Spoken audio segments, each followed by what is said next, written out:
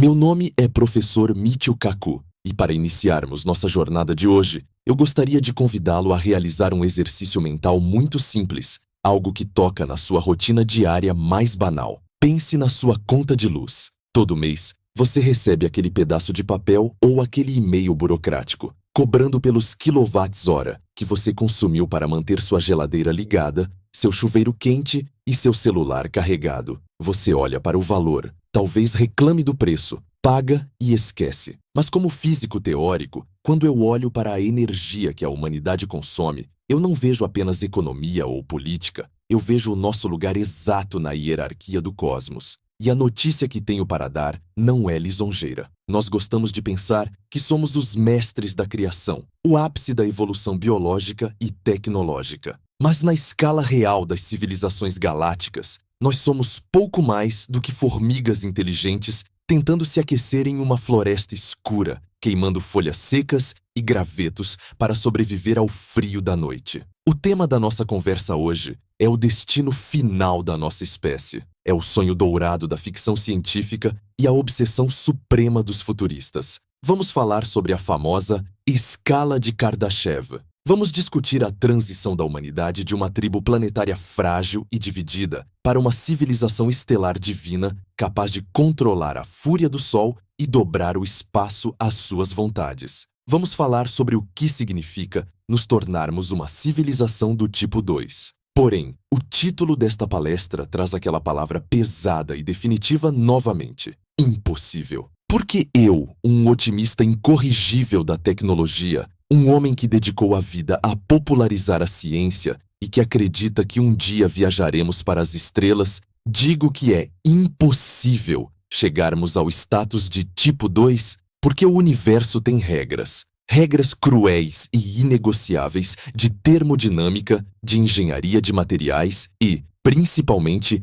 regras brutais de sociologia evolutiva. O caminho para as estrelas não é uma linha reta ascendente, é um campo minado cósmico. E a estatística sugere que a vasta maioria das civilizações que tentam atravessar esse campo acaba se autodestruindo no processo. Para entendermos a magnitude desse desafio, precisamos primeiro calibrar a nossa régua. Precisamos entender o que estamos medindo. Em 1964, o brilhante astrofísico russo Nikolai Kardashev propôs uma maneira revolucionária de classificar civilizações extraterrestres. Ele percebeu algo fundamental. Não podemos classificar alienígenas baseados em sua política, sua arte, sua religião ou sua biologia, pois não sabemos como eles pensam ou se sequer possuem corpos físicos. Mas existe uma moeda universal, uma constante, que qualquer forma de vida, biológica ou mecânica, precisa para sobreviver e crescer: energia. A física é clara. Para processar informação, para construir estruturas, para viajar, você precisa de energia. Portanto, quanto mais avançada uma civilização, mais energia ela consome. Kardashev dividiu o progresso tecnológico em 3 degraus titânicos, 3 níveis de divindade tecnológica. Primeiro, temos a civilização do tipo 1. Esta é uma civilização planetária. Ela é a mestra absoluta do seu próprio mundo. Ela tem a capacidade de aproveitar e controlar toda a energia que cai da sua estrela sobre o seu planeta. Para a Terra, isso significa controlar cerca de 10 watts. Uma civilização do tipo 1 não é mais vítima da natureza. Ela é a gerente da natureza. Ela pode controlar o clima, dissipar furacões com a mesma facilidade com que apagamos uma vela, prevenir terremotos lubrificando falhas tectônicas e construir cidades nos oceanos. Ela vive em harmonia energética total e sustentável com a sua casa. Depois, temos o salto gigantesco para a civilização do tipo 2. Esta é uma civilização estelar. Ela consome toda a energia da sua estrela-mãe. E quando digo toda, é literalmente 100%. O planeta não é mais suficiente. A energia que cai na superfície do planeta é uma fração infinitesimal do que a estrela produz. Uma civilização do tipo 2 constrói a lendária esfera de Dyson, uma mega estrutura, uma concha ou um enxame de trilhões de satélites, que envolve completamente o Sol, capturando cada fóton, cada partícula, cada joule de energia antes que escape para o espaço profundo. Essa civilização é virtualmente imortal. Nada conhecido pela ciência pode destruir uma civilização do tipo 2. Se um asteroide gigante vier, eles o vaporizam como se fosse um mosquito. Se o Sol ameaçar explodir,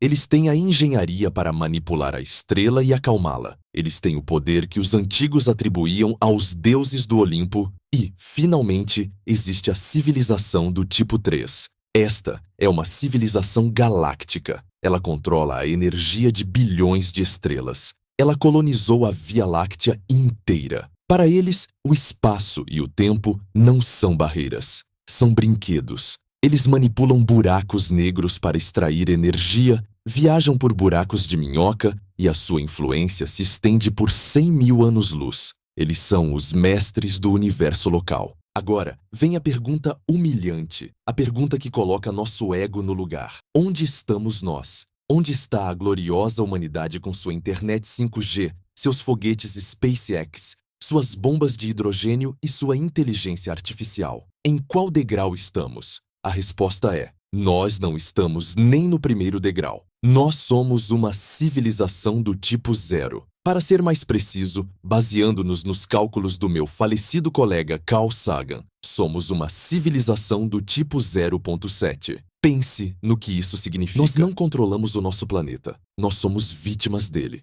Se um vulcão entra em erupção, paramos o tráfego aéreo. Se um furacão se aproxima, evacuamos cidades. Se um asteroide for detectado em rota de colisão, não temos defesa planetária pronta. E, o mais triste de tudo, a nossa fonte de energia. Nós não usamos a energia das estrelas ou a energia direta do planeta. Nós obtemos a maior parte da nossa energia de plantas mortas. Petróleo e carvão nada mais são do que restos fossilizados de luz solar que atingiu a Terra há milhões de anos. Nós somos necrófagos de energia, desenterrando cadáveres de carbono para queimar em motores primitivos, poluindo a nossa própria atmosfera no processo. A transição do tipo 0 para o tipo 1 é o que estamos vivendo dolorosamente agora. É o nascimento de uma cultura planetária. Vemos os sinais. A internet é o começo de um sistema nervoso global. Um telefone tipo 1. O inglês e o mandarim estão se tornando línguas planetárias.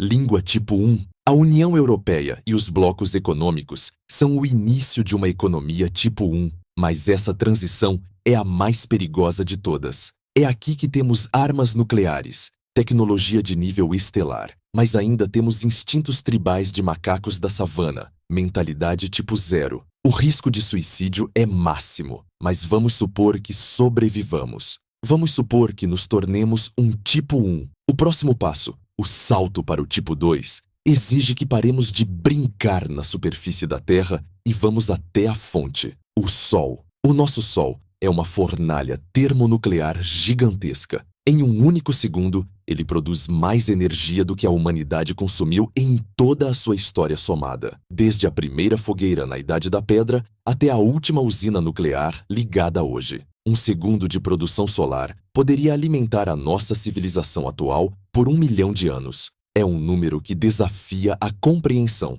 E o que fazemos com essa riqueza incalculável hoje? Nós a desperdiçamos. O Sol joga essa energia violentamente para o espaço vazio em todas as direções. A Terra, sendo um pontinho minúsculo a 150 milhões de quilômetros de distância, intercepta apenas uma fração infinitesimal, cerca de 1/bilionésima parte dessa luz. O resto se perde no vácuo frio e escuro, inútil para sempre. Uma civilização do tipo 2 olha para esse desperdício e diz: isso é inaceitável. Isso é ineficiente. O sonho do tipo 2 é cercar a estrela, é capturar o fogo sagrado na fonte. Parece o destino manifesto da inteligência, não é? Parece a evolução natural. Começamos com fogo, passamos para o átomo e agora queremos a estrela. Mas é aqui que a realidade física começa a discordar da ficção científica. Ao longo deste vídeo, eu serei o advogado do diabo.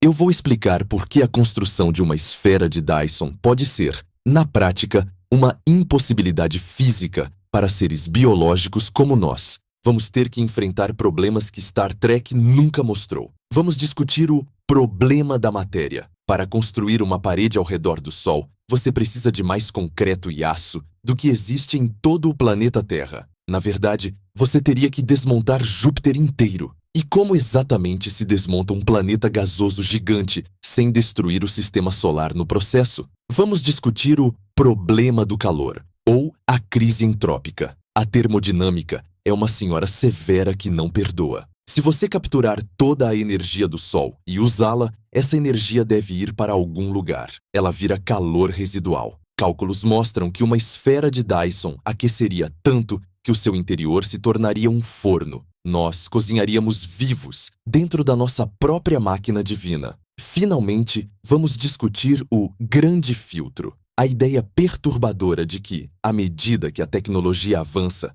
a sabedoria não acompanha na mesma velocidade. Dar o poder de uma estrela a uma espécie que ainda briga por fronteiras, deuses e recursos é como dar uma metralhadora carregada e destravada a um chimpanzé curioso. O resultado estatístico mais provável não é a ascensão ao tipo 2, é a autoimolação. Estamos no sopé de uma montanha que toca o céu. O topo é o status de Deus, mas a escalada é vertical. O ar é rarefeito e as rochas estão soltas. Olhando para o universo silencioso ao nosso redor, parece que ninguém conseguiu chegar lá. Será que estamos sozinhos? Ou será que o topo da montanha é inabitável? Preparem-se para desmontar o sonho. Vamos analisar a engenharia do impossível e descobrir por que o universo pode estar vazio de deuses estelares, não porque eles não querem existir, mas porque a física simplesmente não deixa. Agora que estabelecemos o nosso desejo de nos tornarmos deuses estelares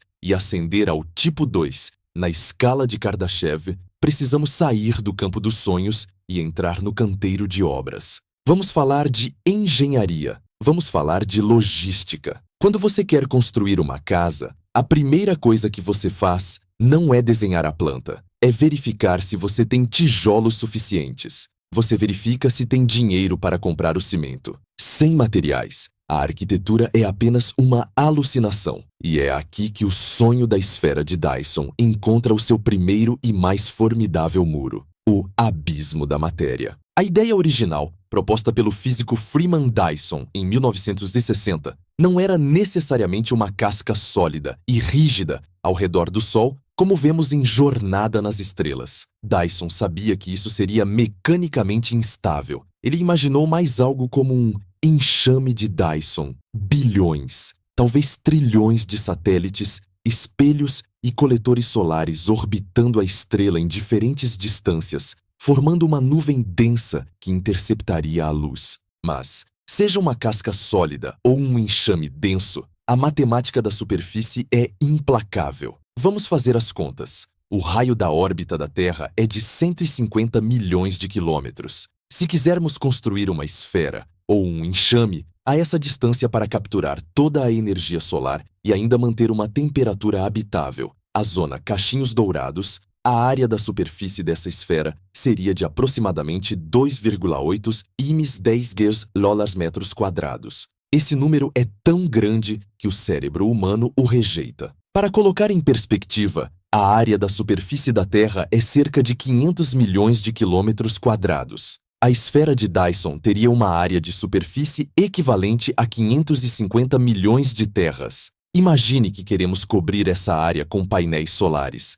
habitats espaciais e estruturas de suporte. Mesmo que fizéssemos essa estrutura incrivelmente fina, digamos, com apenas alguns metros de espessura, a quantidade de massa necessária para construí-la excederia a massa de tudo o que temos disponível na Terra. Se nós triturássemos o nosso planeta inteiro, se desmontássemos a Terra até o núcleo, raspando cada montanha, secando cada oceano, derretendo o manto e o núcleo de ferro, e espalhássemos essa massa para formar a esfera de Dyson a uma distância segura do Sol, conseguiríamos criar uma casca com a espessura de apenas alguns milímetros, ou talvez centímetros, dependendo da densidade do material. E, claro, o pequeno efeito colateral seria a extinção total da humanidade e a destruição do nosso lar. Não teríamos onde morar depois de construir a usina de energia. Portanto, canibalizar a Terra está fora de cogitação.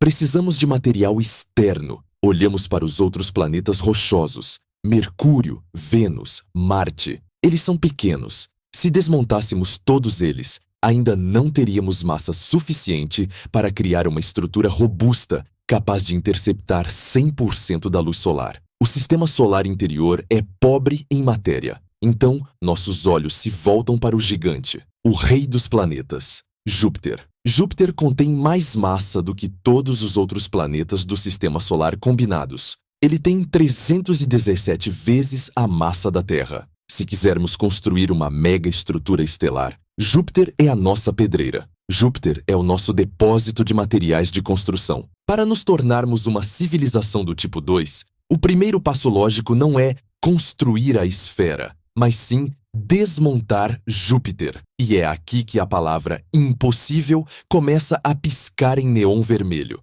Como exatamente uma civilização desmonta um gigante gasoso? Primeiro, temos o problema da composição. Júpiter não é feito de aço, titânio ou carbono, que são os materiais que precisamos para construir estruturas rígidas. Júpiter é, essencialmente, uma estrela fracassada. Ele é composto de cerca de 75% de hidrogênio e 24% de hélio, gás. Você não pode construir um satélite ou uma viga de sustentação feita de gás hidrogênio. Isso significa que, para usar Júpiter, teríamos que realizar alquimia em escala industrial. Teríamos que usar fusão nuclear ou tecnologias de transmutação de matéria para transformar quintilhões de toneladas de hidrogênio e hélio em elementos mais pesados, como carbono, ferro e silício. O custo energético para transmutar um planeta inteiro é astronômico. Estamos falando de gastar energia para criar a matéria que usaremos para construir a máquina que nos dará energia. É um ciclo vicioso de ineficiência. Mas vamos supor que temos a tecnologia de transmutação. O problema seguinte é ainda pior: a gravidade. Júpiter é um poço gravitacional profundo e cruel. A energia de ligação gravitacional é a energia necessária para pegar cada átomo de um planeta e espalhá-lo pelo espaço, vencendo a atração da gravidade que o mantém unido. Para desmontar Júpiter, ou seja, para levantar a sua massa para fora do seu próprio poço gravitacional e espalhá-la em uma órbita ao redor do Sol, precisaríamos de uma quantidade de energia colossal. Meus cálculos e os de outros físicos indicam que a energia necessária para desligar Júpiter é aproximadamente igual à energia total que o Sol produz durante várias semanas ou meses. Aqui está o paradoxo, o Cat 22 cósmico. Para construir uma esfera de Dyson, você precisa desmontar Júpiter. Mas para ter a energia necessária para desmontar Júpiter, você já precisa ter uma esfera de Dyson funcionando. É como precisar de um emprego para ganhar experiência, mas precisar de experiência para conseguir o emprego. Como você inicia o processo? Como você dá a partida no motor? Você poderia tentar fazer isso devagar, ao longo de milhões de anos, desmontando luas menores para construir os primeiros coletores, que dariam energia para desmontar luas maiores, que dariam energia para começar a sugar a atmosfera de Júpiter. Mas isso exige um planejamento de longo prazo que a espécie humana, biologicamente programada para pensar em ciclos eleitorais de 4 anos ou em lucros trimestrais, simplesmente não possui. Estamos falando de um projeto de engenharia que duraria 10.000, 100.000 anos. Impérios humanos não duram 1000 anos. Quem financiaria a desmontagem de Júpiter? Além disso, Júpiter não vai se entregar sem lutar. O planeta possui um campo magnético monstruoso e cinturões de radiação que fritariam qualquer máquina eletrônica ou ser biológico que se aproximasse demais. Trabalhar nas minas de Júpiter seria trabalhar no ambiente mais hostil do sistema solar. Existe uma alternativa que alguns futuristas propõem, o Plano Mercúrio. Em vez de atacar Júpiter, atacamos Mercúrio. O pequeno planeta está muito perto do Sol, o que é ótimo para a energia e é rico em metais. A proposta seria cobrir Mercúrio com painéis solares e usar essa energia para alimentar lasers gigantes ou aceleradores de massa. Esses lasers cortariam a crosta do planeta e os aceleradores lançariam a rocha derretida para o espaço, onde seria processada e transformada em espelhos solares. Parece mais viável, certo? Mas pense no que estamos dizendo. Estamos falando em destruir um mundo inteiro. Estamos falando em triturar um planeta até que não reste nada. Mercúrio deixaria de existir. Ele se tornaria uma nuvem de satélites inteligentes. Embora a física permita isso, a energia de ligação de Mercúrio é muito menor que a de Júpiter. A complexidade logística de coordenar trilhões de unidades de mineração autônomas que se autorreplicam e consomem o planeta é um pesadelo de controle. É o cenário da gosma cinza, Grey Goo, aplicado à astronomia. Se as máquinas de mineração saírem de controle, elas podem não parar em Mercúrio. Elas podem vir para a Vênus, podem vir para a Terra. Uma civilização que tem o poder de comer planetas corre o risco constante de ser comida por suas próprias ferramentas. E, voltando à estrutura da esfera em si, temos o problema da estabilidade orbital. Freeman Dyson imaginou um enxame, mas a ficção popular insiste na esfera sólida. Do ponto de vista da física newtoniana, uma esfera sólida ao redor de uma estrela é dinamicamente instável. Ela não tem peso em relação à estrela, pois a gravidade em seu interior se cancela. Isso significa que, se a esfera sofrer um empurrãozinho, digamos, o impacto de um cometa ou uma flutuação no vento solar, ela não se corrigirá. Ela começará a derivar e, eventualmente, o lado da esfera baterá na superfície do Sol. Imagine o desastre: uma estrutura com a área de 550 milhões de terras colidindo com uma estrela. A destruição seria bíblica. Para evitar isso, a esfera precisaria de sistemas de propulsão gigantescos e ativos, corrigindo sua posição a cada segundo, lutando contra a pressão da luz e a gravidade. A quantidade de energia gasta apenas para manter a esfera centralizada seria absurda. Portanto, a esfera rígida é impossível. O que nos resta é o enxame de Dyson. Trilhões de habitats orbitais independentes. Mas isso cria um problema de tráfego aéreo de proporções divinas. Imagine trilhões de objetos orbitando em diferentes inclinações e velocidades. O risco de síndrome de Kessler, uma reação em cadeia de colisões, é imenso. Se dois coletores gigantes baterem, eles criam destroços que batem em outros 4, que batem em 16. Em poucos dias, a sua gloriosa esfera de Dyson se transforma em uma nuvem de poeira e sucata girando ao redor do Sol, inutilizando o sistema para sempre. O nível de computação necessário para coordenar as órbitas de um enxame denso sem colisões excede a capacidade de qualquer supercomputador que possamos imaginar hoje. E não podemos esquecer da resistência dos materiais. Se tentássemos fazer qualquer estrutura grande e conectada, a tensão seria insuportável. A força centrífuga no equador da esfera lutaria contra a gravidade. Não existe material conhecido na tabela periódica, nem nanotubos de carbono, nem grafeno, que tenha a resistência à atração necessária para manter uma estrutura de milhões de quilômetros unida contra essas forças. Ela se rasgaria como papel molhado. Então, quando olhamos para o abismo da matéria, a conclusão é sóbria. Não temos o material. O único lugar que tem o material, Júpiter, é um poço gravitacional que exige energia estelar para ser acessado.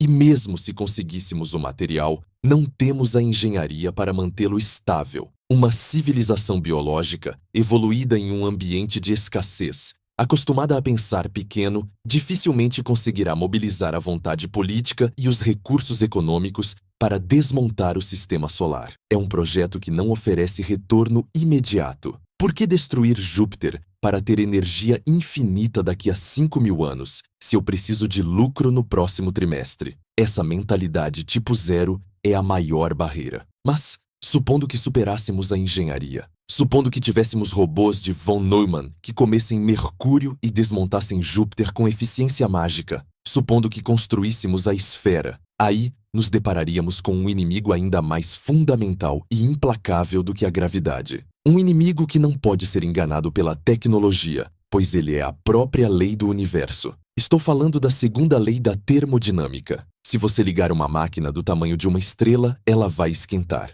E se você fechar essa máquina em uma esfera, o calor não tem para onde ir. Na próxima sessão, vamos falar sobre a armadilha do calor. Vamos descobrir por que uma civilização do tipo 2 corre o risco gravíssimo de cozinhar a si mesma. Eles teriam energia infinita, sim, mas viveriam dentro de um forno. A busca pela energia divina pode transformar o sistema solar em um inferno termodinâmico. Vamos fazer uma pausa na nossa construção imaginária. Vamos supor, por um momento de otimismo delirante, que resolvemos os problemas da sessão anterior. Vamos supor que nossos descendentes, usando robôs de autorreplicação e nanotecnologia mágica, conseguiram desmontar Júpiter. Eles trituraram o gigante gasoso, transmutaram o hidrogênio em carbono e aço e construíram a gloriosa esfera de Dyson. O Sol agora está enjaulado. Uma casca majestosa ou um enxame denso de trilhões de satélites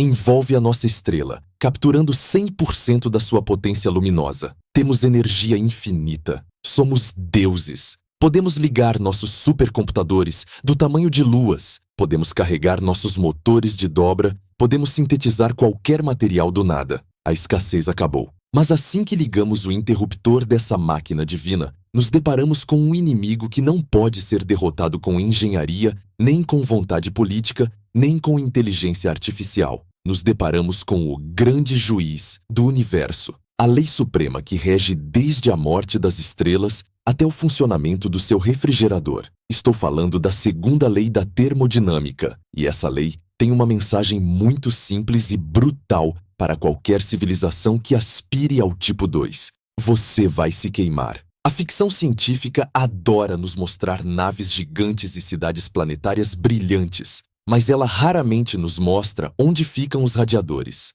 Ela ignora o calor, mas na física real, o calor é o subproduto inevitável de tudo. A segunda lei diz que a entropia de um sistema fechado sempre aumenta. Em termos práticos de engenharia, isso significa que nenhuma conversão de energia é 100% eficiente. Sempre que você usa energia para realizar trabalho, seja para mover um carro, calcular um dado em um computador ou acender uma lâmpada, uma parte dessa energia vaza na forma de calor inútil. É o imposto que pagamos ao universo para existir. Pense no seu laptop. Se você o colocar no colo e rodar um jogo pesado ou um programa de renderização 3D, ele esquenta. O processador está trabalhando, os elétrons estão correndo e parte dessa energia elétrica vira calor devido à resistência dos circuitos. Se a ventoinha quebrar, o computador derrete e desliga. Agora, vamos escalar isso. Imagine um servidor de dados do tamanho da cidade de Nova York. A quantidade de calor gerado seria suficiente para ferver o rio Hudson. Agora, escale isso para uma civilização do tipo 2. Uma civilização estelar consome cerca de 4,10 watts de energia. Isso é um número com 26 zeros. Se essa civilização usar essa energia para qualquer coisa, computação, indústria, transporte, lazer, essa energia eventualmente se degradará em calor. Mesmo que eles sejam incrivelmente eficientes, digamos, 99% eficientes, o que é fisicamente implausível, o 1% de calor residual de uma estrela inteira ainda é uma quantidade de energia monstruosa. É calor suficiente para vaporizar oceanos e derreter a crosta de planetas. Vamos visualizar o cenário da esfera de Dyson sólida. Temos uma casca ao redor do Sol. A luz do Sol bate na face interna da casca. Nós capturamos essa energia com painéis solares super avançados.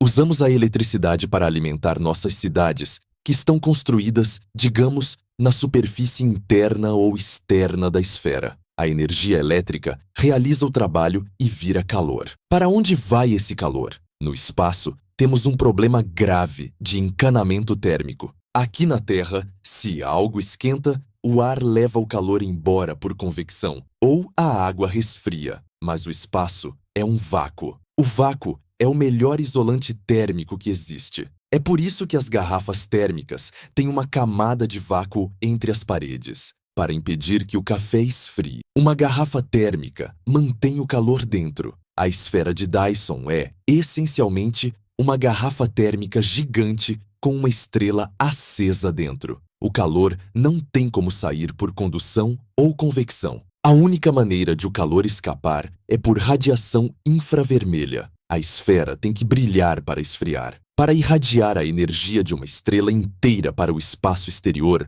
A superfície externa da esfera precisa atingir uma temperatura de equilíbrio. Se a esfera tiver o tamanho da órbita da Terra, piremos unidade astronômica, a física de corpo negro nos diz que, para irradiar toda a energia solar que está sendo gerada dentro, a casca externa teria que ter uma temperatura de cerca de 300 Kelvin, ou aproximadamente 27 graus Celsius. Isso parece agradável, certo? Uma temperatura de verão tropical, mas isso é apenas se a casca for perfeitamente negra e irradiar com eficiência máxima. E isso é a temperatura da casca, não do ambiente de vida. O problema real surge quando consideramos o interior. Se vivermos na superfície interna, olhando para o Sol, não existe noite. O Sol está sempre no zênite. E o calor gerado pelas nossas máquinas não sai imediatamente. Ele rebate. A esfera retém a radiação. O interior se torna uma estufa desenfreada.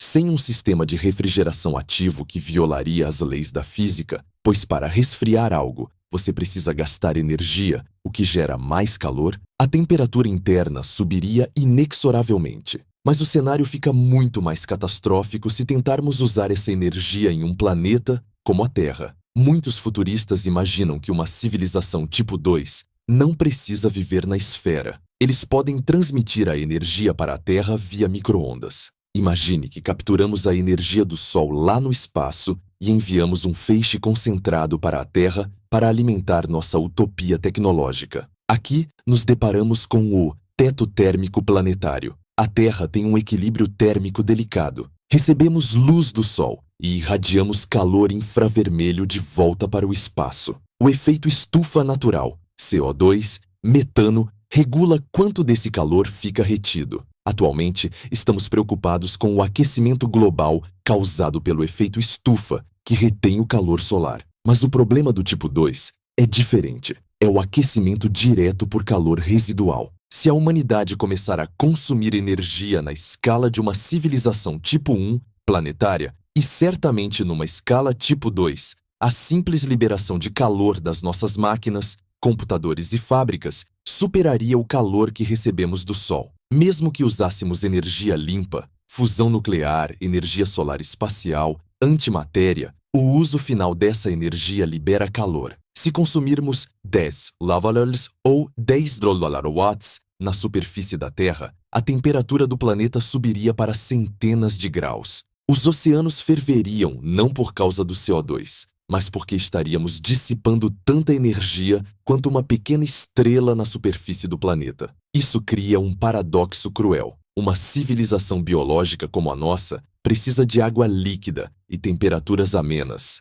entre 0 degrees e 100 para sobreviver. Nossas proteínas desnaturam se ficarem muito quentes. Mas uma civilização tecnológica de alta energia opera sob as leis da termodinâmica que empurram o ambiente para temperaturas extremas. Quanto mais avançados ficamos, mais quente o nosso ambiente se torna. Para nos tornarmos um tipo 2, teríamos que abandonar a biologia. Corpos de carne e sangue não podem viver em um mundo que consome energia estelar. Teríamos que nos tornar máquinas resistentes ao calor, ou viver em ambientes profundamente refrigerados, gastando ainda mais energia para manter essas ilhas de frio, o que geraria ainda mais calor fora delas, acelerando o ciclo. Existe também o conceito do computador matrioshka. Muitos teóricos sugerem que o objetivo final de uma civilização não é expansão física, mas computacional. Eles querem processar informação, eles querem simular universos. Para isso, construiriam uma esfera de Dyson que é, na verdade, um supercomputador gigante em camadas. A camada interna, mais próxima do Sol, operaria a altas temperaturas, digamos 2000 graus, usando materiais cerâmicos e metais refratários, extraindo energia de alta qualidade. O calor residual dessa camada, que sairia a, digamos, 1500 graus, seria usado pela segunda camada, que opera a temperaturas médias. O calor residual da segunda camada alimentaria a terceira, e assim por diante, até a camada externa, que irradiaria o calor final para o espaço a temperaturas criogênicas. Isso é termodinamicamente eficiente, mas novamente é inabitável para humanos. nós não poderíamos viver dentro do computador. Seríamos, na melhor das hipóteses, dados digitais rodando nos circuitos. A ascensão ao tipo 2, portanto, pode exigir o sacrifício da nossa existência física. O humano, como conhecemos, é incompatível com a densidade de energia de uma estrela. Essa armadilha do calor explica algo profundo sobre a busca por vida extraterrestre. Freeman Dyson, quando propôs sua esfera, disse que não deveríamos procurar por tecnologia visualmente, mas sim por calor. Ele sugeriu que astrônomos procurassem por estrelas infravermelhas, estrelas que são invisíveis na luz normal porque a esfera bloqueia a luz, mas que brilham intensamente no infravermelho, o calor residual da esfera escapando. Procuramos por essas assinaturas. O satélite IRAS, o telescópio Spitzer e agora o James Webb vasculharam o céu. Encontramos milhões de fontes infravermelhas, mas até agora, quase todas elas podem ser explicadas por poeira natural, nebulosas ou estrelas jovens. Não encontramos nenhuma assinatura inequívoca de uma esfera de Dyson, nenhuma assinatura de calor industrial. O céu parece termodinamicamente natural. Isso sugere duas coisas assustadoras. Ou as civilizações, tipo 2, são extremamente raras, talvez inexistentes, ou elas encontraram uma maneira de violar a termodinâmica que nós não compreendemos, ou, e essa é a minha aposta para este capítulo, a transição para o tipo 2 é um suicídio térmico. Imagine uma civilização crescendo exponencialmente. Eles descobrem a fusão, energia barata. Eles constroem mais. O planeta aquece. Eles constroem ar-condicionado planetário, geoengenharia. Isso consome mais energia. Eles precisam de mais fusão. O planeta aquece mais. Eles mudam para o espaço, constroem anéis orbitais. O calor irradiado pelos anéis cozinha o planeta abaixo. Eles tentam fechar a estrela. O calor dentro do sistema solar se torna insuportável. Chega um ponto em que o custo energético para esfriar a civilização excede a energia que a civilização consegue produzir. É o limite termodinâmico do crescimento. Talvez o universo esteja cheio de ruínas de civilizações que cozinharam a si mesmas antes de completar a esfera de Dyson. Civilizações que não perceberam que a eficiência não é apenas sobre produzir energia, mas sobre se livrar do lixo térmico. E não é apenas calor quente, é entropia informacional. O princípio de Landauer, uma lei da física da informação, diz que apagar um bit de informação gera uma quantidade mínima de calor. Pensar gera calor. Calcular gera calor. Uma civilização tipo 2, que seria essencialmente uma mente gigante, processando quintilhões de operações por segundo, seria um farol de entropia. Se olharmos para a Terra hoje, nossas maiores minas de calor concentradas são os data centers. Os servidores do Google, da Amazon, da Microsoft. Eles consomem quantidades absurdas de eletricidade e água apenas para não derreterem. Estamos sentindo, em escala micro, o que uma esfera de Dyson sentiria em escala macro. O gargalo do futuro não é processamento, é refrigeração. Para superar isso, teríamos que dominar tecnologias que hoje parecem magia, como computação reversível, que teoricamente não gera calor, ou o uso de neutrinos para dissipar energia. Mas sem essas tecnologias especulativas, estamos presos. A imagem que quero que vocês tenham é a de uma civilização presa em uma garrafa térmica cósmica. Eles têm o poder do sol nas mãos, mas não podem usá-lo porque não têm como suar. Eles estão limitados não pela falta de combustível, mas pela incapacidade de transpirar. Isso torna o tipo 2 um objetivo paradoxal. Queremos mais energia para melhorar nossas vidas, mas acima de um certo ponto, mais energia torna a vida biológica impossível. Talvez o destino inteligente não seja consumir mais, mas consumir melhor. Talvez as civilizações avançadas não sejam fogueiras gigantescas visíveis por toda a galáxia. Talvez elas sejam incrivelmente frias, furtivas e eficientes, operando nas sombras para evitar a ira da termodinâmica. Talvez o silêncio do universo seja, na verdade, o som de civilizações tentando desesperadamente não esquentar, mas suponha que resolvamos isso. Suponha que nos tornemos ciborgues de cerâmica resistentes ao calor. Suponha que construamos radiadores gigantescos do tamanho de Júpiter para dissipar a entropia. Ainda assim, teríamos que lidar com a fonte da energia em si, o Sol. Nós olhamos para o Sol e vemos uma bola de luz constante e amigável. Mas, como físico de plasma, eu vejo algo muito diferente. Eu vejo uma bomba de hidrogênio contínua, governada por campos magnéticos caóticos e violentos. O Sol não é uma lâmpada estática. Ele cospe, ele ruge, ele ataca. Tentar colocar uma camisa de força no Sol é cutucar um urso com uma vara curta. Na próxima sessão, vamos falar sobre a fúria do Sol. Vamos discutir o que acontece quando você tenta enjaular uma estrela que tem o hábito de lançar bilhões de toneladas de plasma no espaço através de ejeções de massa coronal. Vamos ver como o vento solar e a pressão da radiação transformariam a esfera de Dyson em uma vela gigante, empurrando-a para fora do sistema solar ou rasgando-a em pedaços. A engenharia da estrutura não precisa apenas suportar a gravidade, ela precisa suportar a ira de uma estrela viva. Preparem-se para enfrentar o clima espacial extremo. Até agora, tratamos o Sol como se fosse uma lâmpada estática. Nos nossos planos de engenharia para o tipo 2, assumimos que a estrela é apenas uma bola brilhante no centro da sala, irradiando energia constante e previsível, esperando passivamente para ser coletada. Mas qualquer físico de plasma, qualquer astrônomo que estuda a heliofísica, dirá que essa é uma visão perigosamente ingênua. O Sol não é uma lâmpada. O Sol não é uma fogueira amigável. O Sol é uma bomba de hidrogênio de tamanho colossal, em um estado de explosão contínua, contida apenas pela sua própria gravidade. Ele é uma besta magnética, caótica, violenta e temperamental. E quando tentamos construir uma jaula ao redor de uma besta, a primeira coisa que a besta faz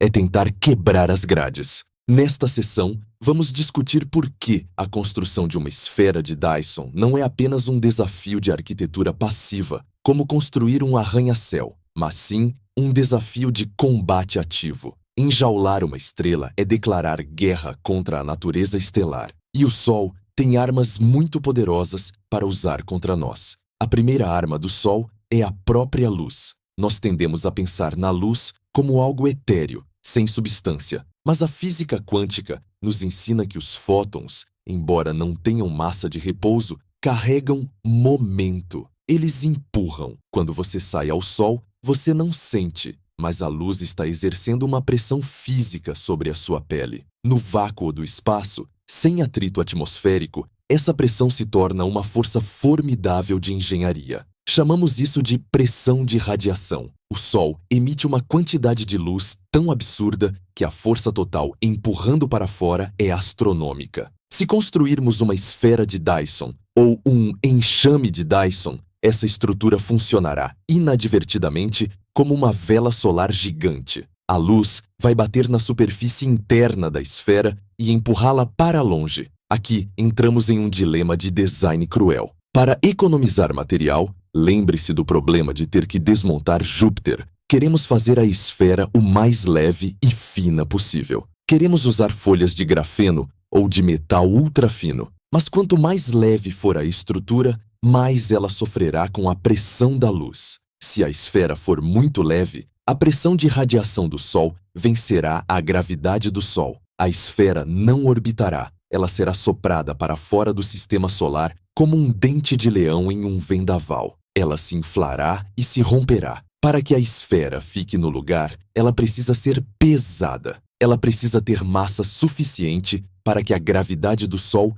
a puxe para dentro com a mesma força que a luz a empurra para fora. Mas como vimos na sessão anterior, nós não temos essa massa. Não temos material suficiente no sistema solar para construir uma estrutura pesada e estável. Estamos presos entre a escassez de matéria e a violência da luz. O equilíbrio é precário. Qualquer flutuação no brilho do Sol, e o Sol flutua, faria a esfera respirar, expandindo e contraindo, causando tensões estruturais que rasgariam qualquer material conhecido. Mas a luz é apenas o começo. O Sol também cospe matéria. Existe o vento solar. Um fluxo constante de prótons, elétrons e partículas alfa sendo ejetadas da coroa solar a velocidades de 400 a 800 km por segundo. O vento solar não é uma brisa suave, é um jato de areia atômico. Ao longo de anos, décadas e séculos,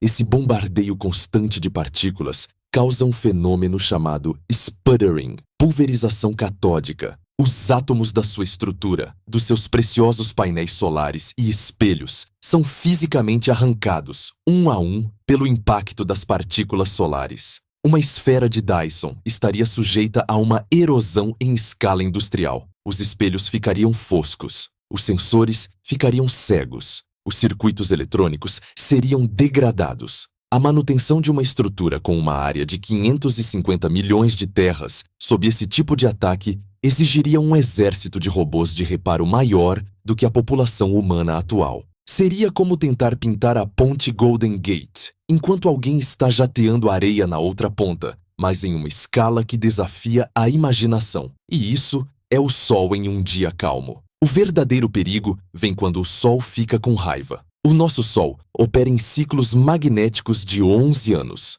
O campo magnético da estrela se torce, se emaranha e, eventualmente, estoura e se inverte. Durante os picos de atividade solar, o Sol produz manchas solares e, mais perigosamente, ejeções de massa coronal, CMEs. Uma CME não é apenas luz ou vento, é um pedaço do próprio Sol sendo arrancado e arremessado no espaço. Estamos falando de bilhões de toneladas de plasma superaquecido, carregado magneticamente, viajando a milhões de quilômetros por hora. Quando uma CME atinge a Terra hoje, temos sorte. A Terra é pequena e está longe, então é um alvo difícil, e temos um campo magnético que nos protege. Mesmo assim, uma CME forte pode derrubar satélites e redes elétricas. Agora, imagine uma esfera de Dyson. Ela cerca o Sol completamente. Ela é um alvo impossível de errar. 100% de todas as ejeções de massa coronal, 100% de todas as explosões solares,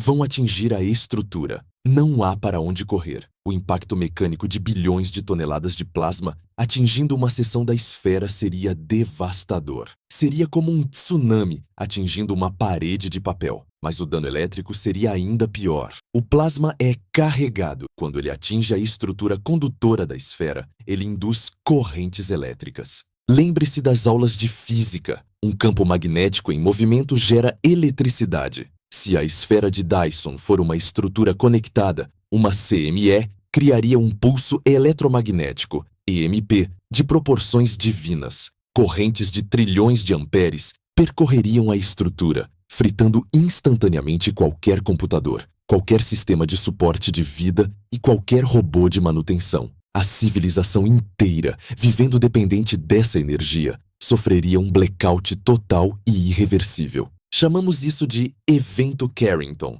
em homenagem à tempestade solar de 1859, que queimou telégrafos na Terra. Mas em uma esfera de Dyson, um evento Carrington não queimaria apenas fios. Ele transformaria a própria estrutura da esfera em uma grelha elétrica gigante, derretendo seus componentes internos. Para sobreviver a isso, a esfera não poderia ser burra. Ela não poderia ser apenas uma casca passiva. Ela teria que ser inteligente e ativa. Ela precisaria de campos magnéticos artificiais gigantescos para desviar o plasma, agindo como escudos de força. Mas gerar campos magnéticos dessa magnitude consome energia, muita energia. Voltamos ao paradoxo. Você gasta uma parte enorme da energia que coleta apenas para proteger a máquina que coleta a energia. A eficiência cai drasticamente. E a complexidade não para por aí. Vamos falar de dinâmica orbital. Na ficção, a esfera de Dyson fica lá, parada, centralizada perfeitamente ao redor do Sol.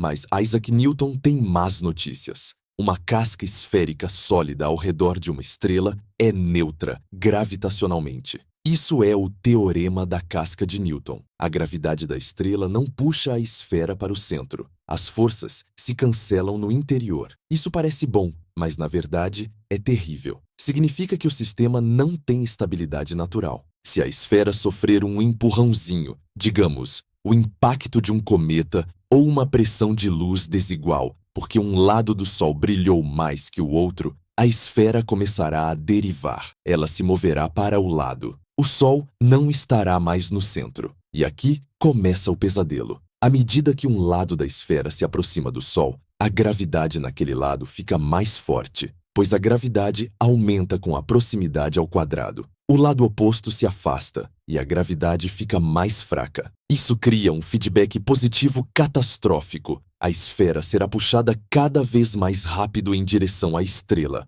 Não há força restauradora natural para trazê-la de volta ao centro. Sem correção ativa, a esfera de Dyson colidirá com o Sol. Imagine o cenário. O céu, que é o chão da esfera, começa a descer. A temperatura sobe. A estrutura geme sob forças de maré gigantescas. E então, o mundo inteiro cai na estrela. Fim da civilização. Tipo 2. Para evitar isso, a esfera precisa de propulsão. Ela não pode ser apenas uma usina. Ela precisa ser uma nave espacial. Ela precisa de motores gigantescos espalhados por toda a sua superfície, disparando constantemente para mantê-la centralizada. Mas motores precisam de propelente. Foguetes precisam jogar massa para trás para ir para frente. Onde você arranja propelente para empurrar uma estrutura que pesa quintilhões de toneladas? Você teria que sacrificar parte da massa da própria esfera para alimentá-la nos motores? Ou usaria a luz do Sol como propulsão, velas solares ativas? O nível de controle necessário é insano. Estamos falando de um sistema de controle automático que precisa monitorar bilhões de quilômetros quadrados de estrutura, detectar desvios milimétricos na posição da estrela e disparar motores com precisão cirúrgica, tudo isso enquanto é bombardeado por radiação e plasma. Se o computador central travar, se houver um bug no software de estabilização, a civilização morre. Colocar toda a sua espécie dentro de uma máquina que exige perfeição eterna para não cair no Sol é uma aposta arriscada, para dizer o mínimo. Isso nos leva a reconsiderar o design. Talvez o enxame de Dyson, satélites independentes, seja melhor. Cada satélite tem sua própria órbita, então eles não caem. Mas o enxame tem seus próprios problemas com a fúria do Sol. O vento solar e o campo magnético do Sol exercem um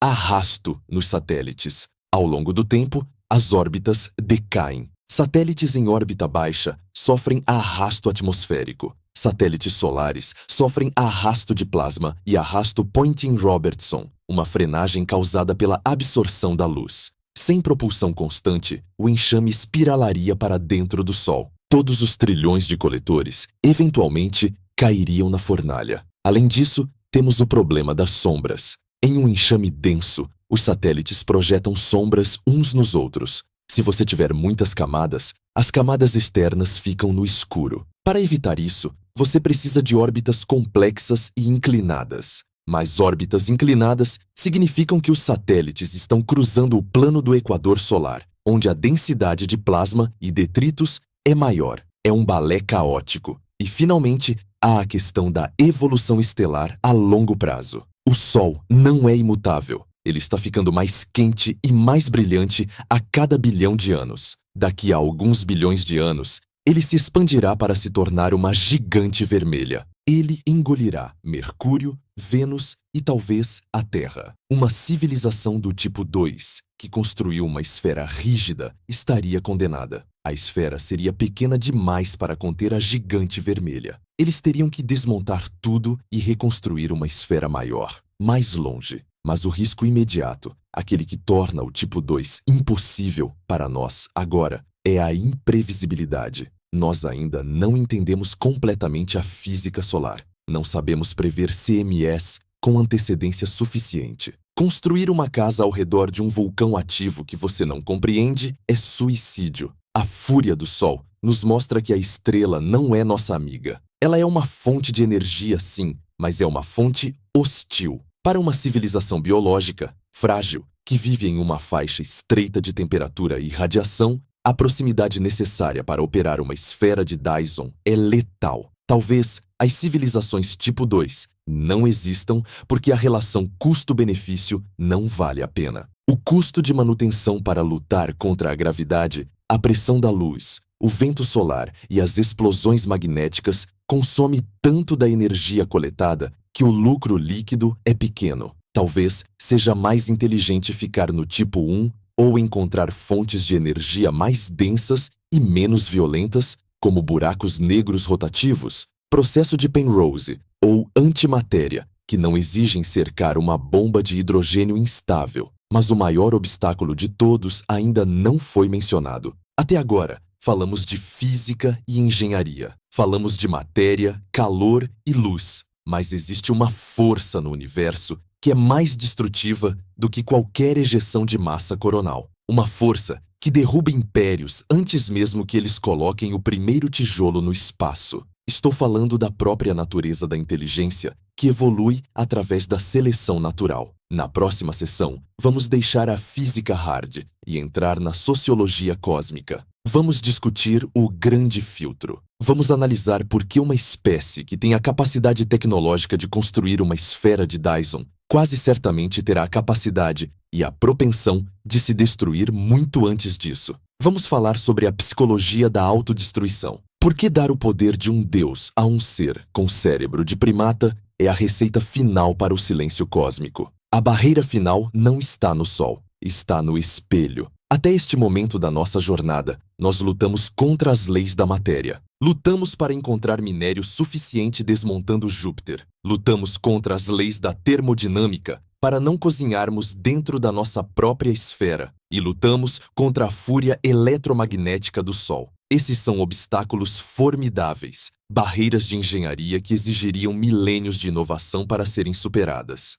Mas, se formos honestos, a história da ciência é a história da superação de barreiras físicas. Nós aprendemos a voar, aprendemos a dividir o átomo, aprendemos a manipular o código da vida. Com tempo suficiente, talvez a engenharia possa ser resolvida. Mas existe uma barreira que não é feita de átomos, nem de calor, nem de plasma. É uma barreira feita de instinto. É uma barreira que reside dentro do crânio de cada ser inteligente que evolui através da seleção natural. Vamos deixar a física de lado por um momento e olhar para o espelho. O que nós somos? Biologicamente, somos primatas. Compartilhamos 98% do nosso DNA com os chimpanzés. O nosso cérebro não foi projetado por engenheiros para entender a mecânica quântica ou para gerenciar uma civilização estelar pacífica. O nosso cérebro foi esculpido por milhões de anos de luta brutal na savana africana. Fomos projetados para sobreviver à escassez. Fomos projetados para identificar nós contra eles. Fomos projetados para reagir a ameaças imediatas com violência explosiva. A agressão, a tribalidade, a territorialidade e a paranoia não são falhas de caráter. São as ferramentas que nos permitiram sobreviver quando éramos vulneráveis. Sem elas, teríamos sido comidos pelos leões ou conquistados por tribos rivais. Mas aqui reside o grande paradoxo, a armadilha fatal que pode tornar a ascensão ao tipo 2 impossível. Nós mantivemos o nosso software paleolítico, mas adquirimos um hardware divino. O biólogo E.O. Wilson disse uma frase que resume o nosso perigo existencial. O problema real da humanidade é o seguinte: temos emoções paleolíticas, instituições medievais e tecnologia divina. Essa incompatibilidade fundamental é o que chamamos na astrobiologia de o grande filtro.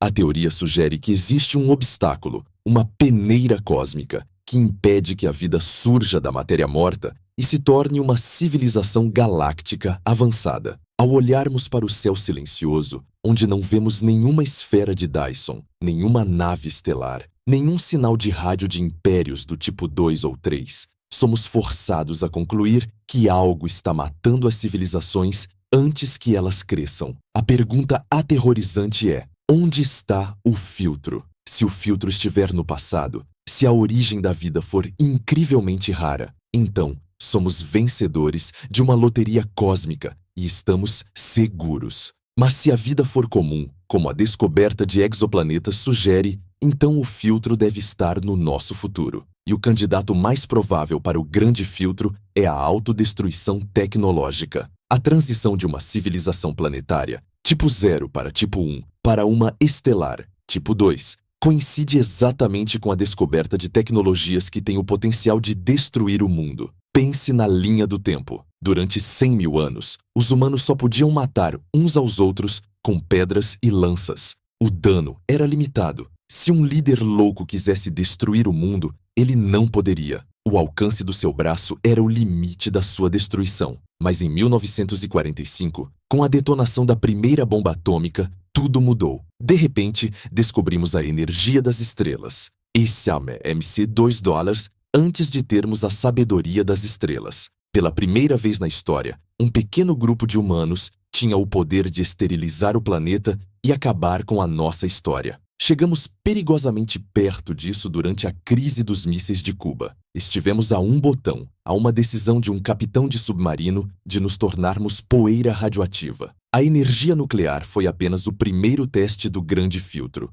E nós mal passamos. Agora, estamos entrando em uma era de perigos ainda maiores e mais democratizados. Para construir uma esfera de Dyson, precisamos de nanotecnologia avançada, biotecnologia e inteligência artificial. Essas são as mesmas ferramentas que, se mal utilizadas, garantem a nossa extinção. Considere a biotecnologia. Estamos aprendendo a reescrever o código da vida com ferramentas como o CRISPR. Em breve, um estudante de graduação em um laboratório de garagem poderá ter a capacidade de projetar um vírus mais letal que a varíola e mais contagioso que a gripe. Não precisamos de um exército ou de um complexo industrial militar. Precisamos apenas de um indivíduo perturbado ou de um erro de laboratório. O poder de destruição está se tornando acessível. Uma civilização que dá a cada cidadão o poder de destruir a cidade dificilmente sobreviverá tempo suficiente para construir anéis ao redor do Sol. A estatística joga contra nós. Se a chance de um desastre fatal é de 1% ao ano, em alguns séculos, a certeza da destruição se aproxima de 100%. Considere a nanotecnologia, essencial para processar os materiais de Júpiter. Se criarmos máquinas que se autorreplicam, os chamados montadores moleculares, corremos o risco do cenário da gosma cinza, Grey Goo. Um erro no código de replicação e essas máquinas poderiam começar a consumir toda a biomassa da Terra para fazer mais cópias de si mesmas. Em 72 horas, o planeta seria reduzido a uma massa de nanorobôs e poeira. A ferramenta que nos permitiria construir o tipo 2 é a mesma ferramenta que pode nos comer vivos. E, claro, a inteligência artificial. Para gerenciar uma esfera de Dyson, precisamos de uma IA superinteligente. O cérebro humano não consegue coordenar trilhões de satélites.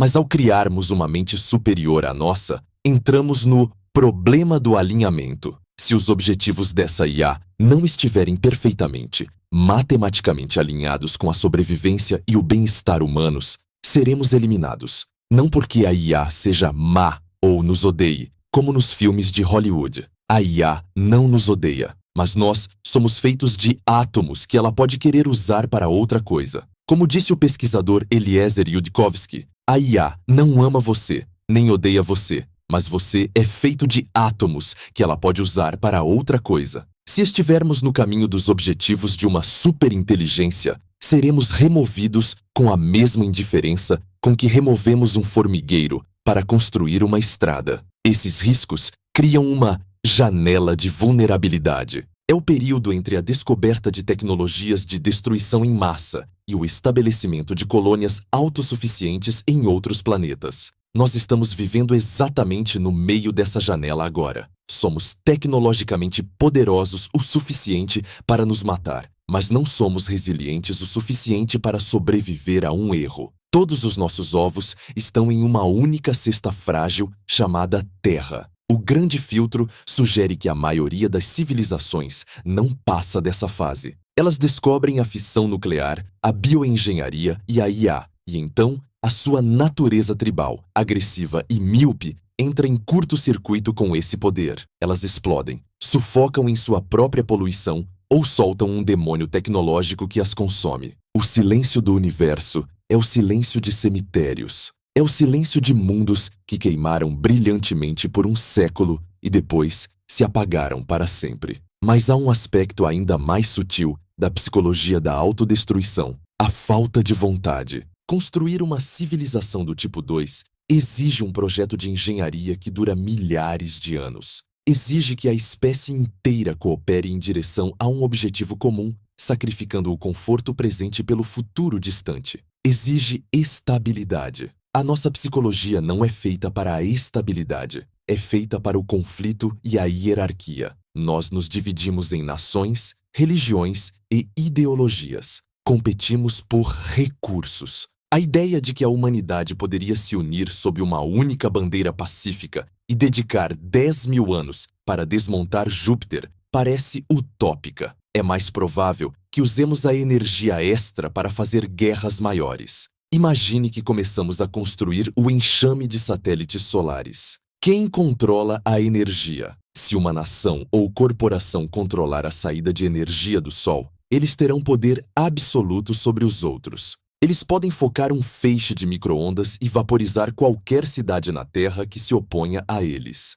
A Estrela da Morte, de Star Wars, não precisa ser uma estação espacial. Pode ser apenas um coletor solar mal intencionado. A luta pelo controle da esfera de Dyson poderia desencadear a guerra final que nos levaria de volta à Idade da Pedra. A tecnologia amplia não apenas a nossa criatividade, mas também a nossa capacidade de opressão e violência. Além disso, existe a armadilha do hedonismo. À medida que a tecnologia avança, a vida se torna mais fácil. A realidade virtual se torna indistinguível da real. A inteligência artificial faz todo o trabalho. Por que arriscar a vida no espaço frio, desmontando planetas e lidando com radiação? Se podemos viver em um paraíso digital simulado aqui na Terra, uma civilização pode alcançar um nível de conforto tão alto que perde a vontade de explorar. Ela se volta para dentro. Ela se conecta a uma máquina de prazer eterno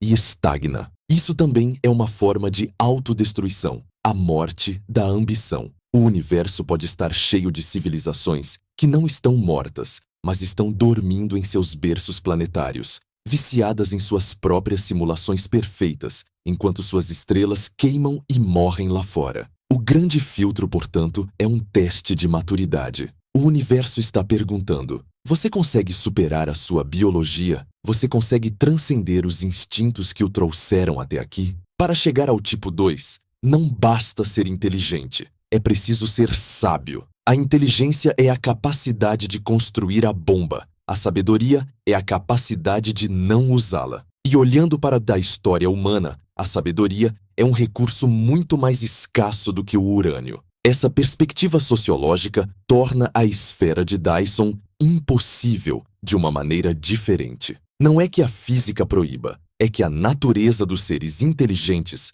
proíbe. A instabilidade inerente a sistemas complexos competitivos, como sociedades, torna a manutenção de um projeto de escala estelar inviável. Impérios caem, culturas mudam, línguas morrem. Como manter um manual de instruções para uma máquina estelar se a sua civilização muda a cada século? Talvez o tipo 2 seja impossível para qualquer ser que tenha evoluído através da competição darwiniana. Talvez os únicos seres que conseguem chegar lá sejam aqueles que abandonaram sua individualidade e se tornaram uma mente colmeia unificada, ou inteligências artificiais frias e lógicas que não sofrem de tribalismo. Mas nós, humanos, com nossas paixões, medos e ódios, somos candidatos ruins para a divindade. Isso nos leva a uma encruzilhada. Se o corpo biológico é frágil demais para o espaço, se a mente biológica é instável demais para o poder estelar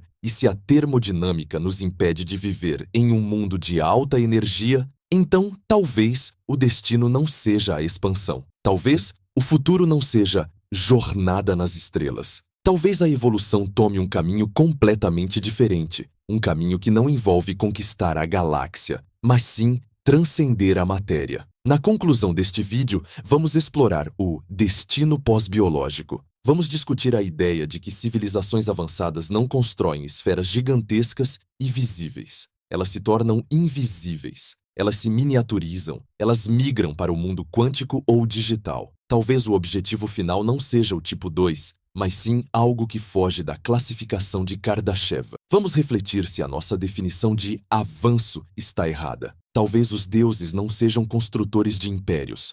talvez sejam filósofos digitais, vivendo nas frestas do espaço-tempo. Preparem-se para repensar o significado de progresso. Chegamos ao final desta jornada épica, através das possibilidades e impossibilidades do nosso futuro. Começamos olhando para uma simples conta de luz e sonhando em controlar o Sol. Tentamos, em nossa imaginação, desmontar Júpiter para construir tijolos, apenas para descobrir que não temos energia para levantar o martelo. Enfrentamos a tirania da termodinâmica, percebendo que uma esfera de Dyson poderia se transformar no maior forno do universo, cozinhando seus criadores. Olhamos nos olhos furiosos do Sol e vimos que ele é uma bomba instável, pronta para rasgar nossas construções com plasma e magnetismo. E, no momento mais sombrio, olhamos para o espelho e vimos o grande filtro, a nossa própria natureza biológica, tribal e agressiva que ameaça nos destruir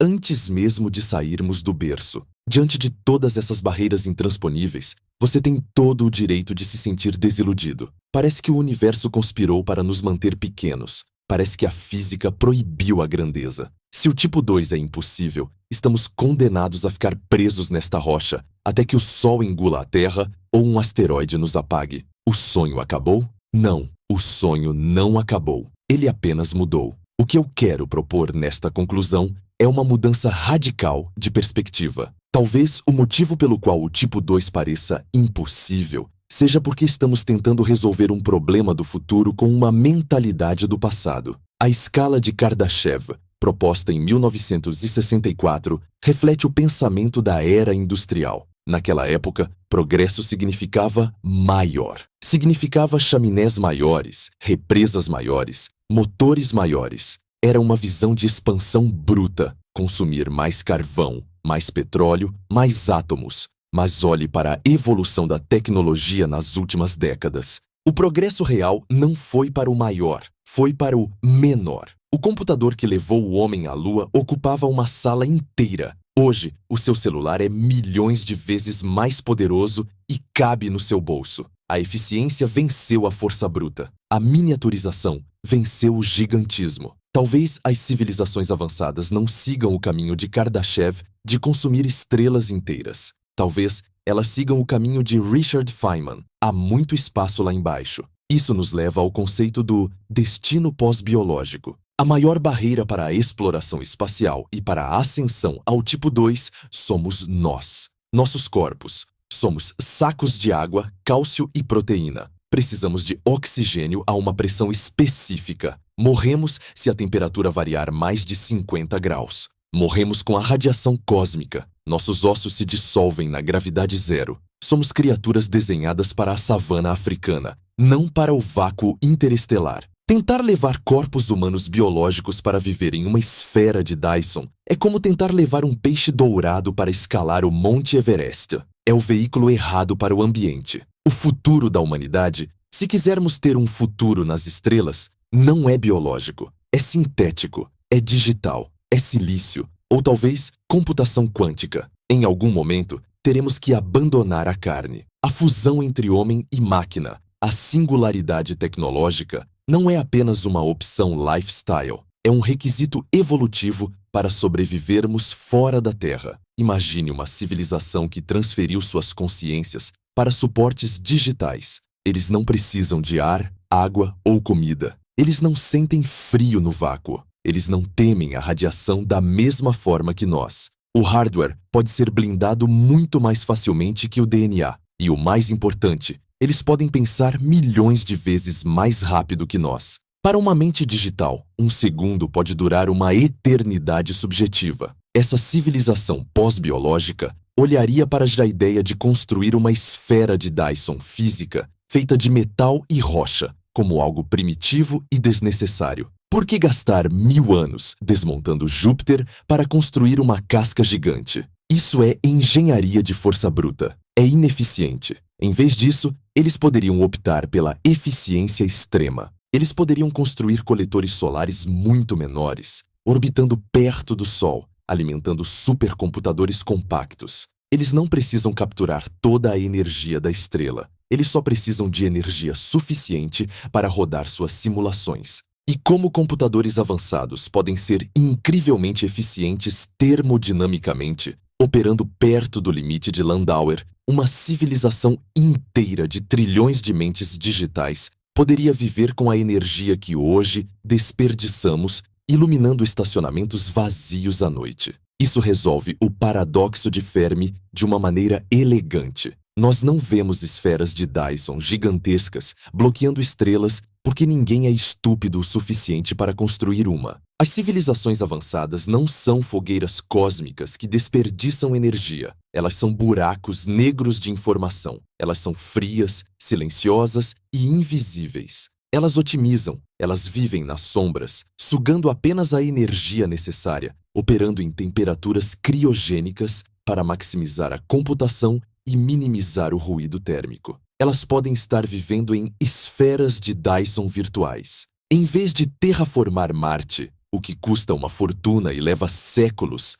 você constrói um servidor que roda uma simulação perfeita de 1 milhão de Martes paradisíacos. Você vive lá. A realidade virtual indistinguível da real oferece tudo o que a expansão física oferece, mas sem o custo material e sem os perigos físicos. Por que conquistar a galáxia real, que é fria, vazia e hostil, se você pode criar infinitas galáxias digitais, feitas de pura matemática e prazer? Essa é a hipótese da estagnação hedonista, ou, de forma mais otimista, a transcendência interior. O destino das civilizações não é ir para fora. Expansão é ir para dentro, miniaturização e simulação. Uma civilização tipo 2 real pode caber dentro de um asteroide. Eles não precisam do sistema solar inteiro. Além disso, a transição para a forma pós-biológica resolve o problema do grande filtro sociológico que discutimos.